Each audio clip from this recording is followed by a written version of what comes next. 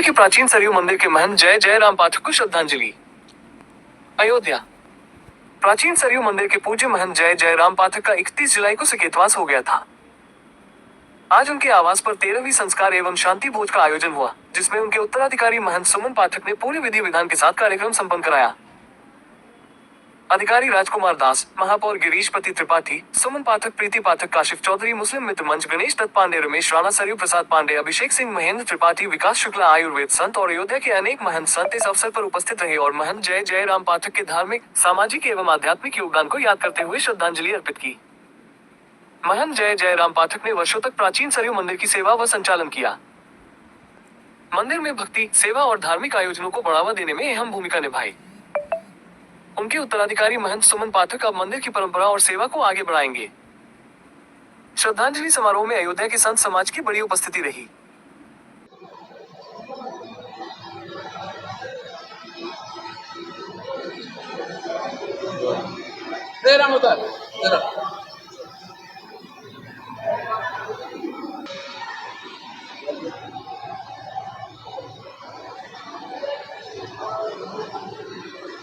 स्वर्गीय श्री जय जय राम पाठक जी की 13वीं का कार्यक्रम है।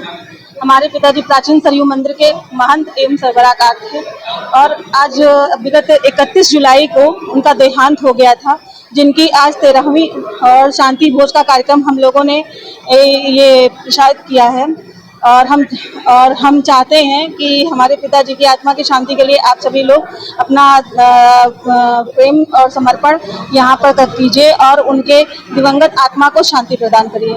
जी, साध्वी सुमन पाठक, प्राचीन सरयू मंदिर।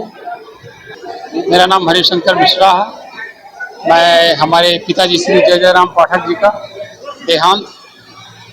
देहांत हो गया 31 जुलाई को, 31 जुलाई 2025 में। और उसके बाद हमें जैसे ही सूचना प्राप्त हुई, हम अपने पूरे परिवार के साथ आए। ये हमारी पत्नी है प्रीति पाठक मिश्रा, और हम लोग वहाँ से आए और हम लोगों ने आप लोगों से यही विनती है, सहयोग की भावना चाहते हैं कि जितना से ज़्यादा हो सके आप अपना सहयोग हमें दीजिए और हमारी फैमिली को जो इस ग्रीविंग कर रही है उसके लिए हमारे लिए शुभकामनाएं दीजिए। हमारा नाम हरिशंकर मिश्रा। क्या कार्यक्रम है आपका? ये कार्यक्रम बहुत दुखद है। श्री जयराम पाठक जी महाराज हम लोगों के बहुत ही अभिन्न थे और बड़े ही सज्जन और बहुत ही भगवत भक्त थे, समाज सेवी थे। परंतु संसार में दो ही सत्य है, या तो परमात्मा या तो मौत, और वो सबके साथ में होता है। अपनी सारी जिम्मेदारियां 2 बच्चों के ऊपर छोड़ करके चले गए, जिसमें से एक तो चलो भगवत कृपा से अपने घर परिवार के साथ में बहुत संतुष्ट है, लेकिन ये भी बहुत अबोध है। इसका कहीं सुंदर ढंग से जिम्मेदारी भी उन्होंने नहीं निपटा पाया। और उसके बाद में उनके लिए जो समाज की क्षति हुई है वो पूरी नहीं हो सकती है। पाठक जी बहुत ही नेक इंसान थे और हम लोगों को मन से बहुत कष्ट है। उनके लिए हम सब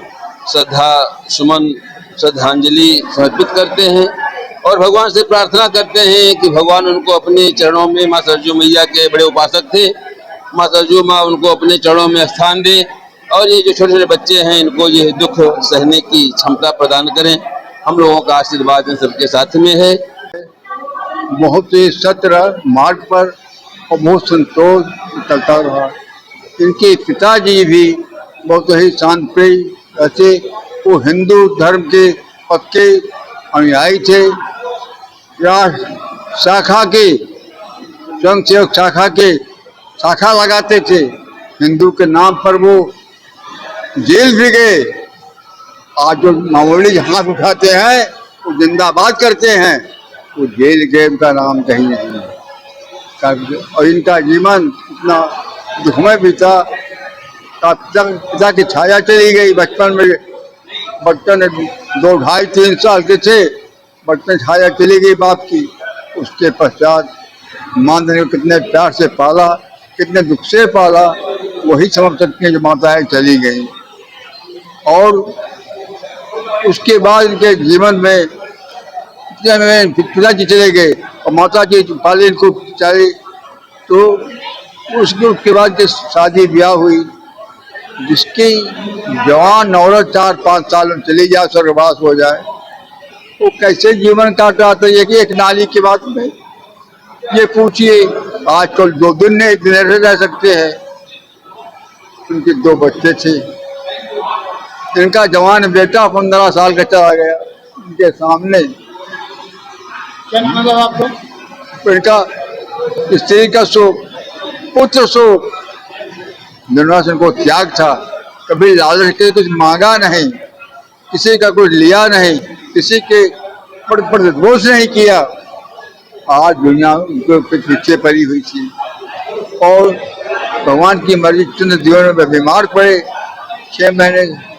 आपका क्या नाम है बाबा? मतलब इनका जीवन दुखमय बीता और शांति पे शांति ही चाहते थे। आपका क्या नाम है आपका? अमित प्रसाद मिश्रा। और इसके बाद में बीमारी के बाद में अब बच्चों ने बहुत कोशिश किया, यहाँ से लखनऊ तक प्रयास किया, मगर भगवान